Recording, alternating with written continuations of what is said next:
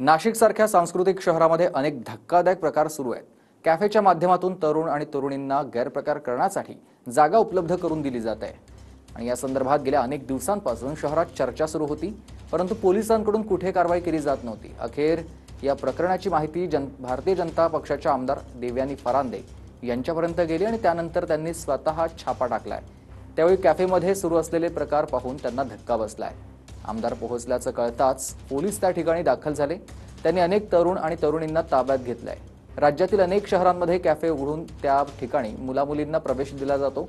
कॅफेमध्ये तासनतास दर घेतले जातात आणि अंधार करून पडदे लावले जातात। राज्यातील पोलीस यंत्रणेसह हे सर्व प्रकार माहीत असतात, परंतु त्याकडे दुर्लक्ष केलं जातं। नाशिकमध्ये अमोगली या कॅफेमध्ये गैरप्रकार सुरू असल्याची माहिती आमदार देवयानी फरांदे यांना मिळाली आणि त्यानंतर त्यांनी स्वतः त्या ठिकाणी जाऊन छापा टाकलाय। त्यावेळी तरुण मुलींना 100 ते 200 रुपयात रूम दिली जात असल्याची माहिती, धक्कादायक माहिती त्यांना मिळाली आहे। आमदार फरांदे त्या ठिकाणी पोहोचल्यावर घटनास्थळी पोलीस देखील दाखल झाले। पोलिसांनी कॅफेमध्ये अनेक मुलींना अश्लील चाळे करताना ताब्यात घेतलेले आहे। अतिशय गंभीर अशी ही गोष्ट आहे।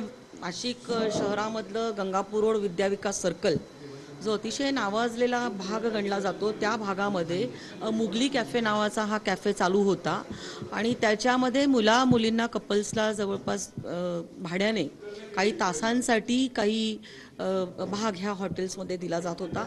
मला ह्या गोष्टीची मला कळल्यानंतर मी स्वतः ह्या ठिकाणी धाड टाकली आणि त्याच्यामध्ये मला अतिशय वाईट अशा गोष्टी ह्या ठिकाणी आढळून आल्या।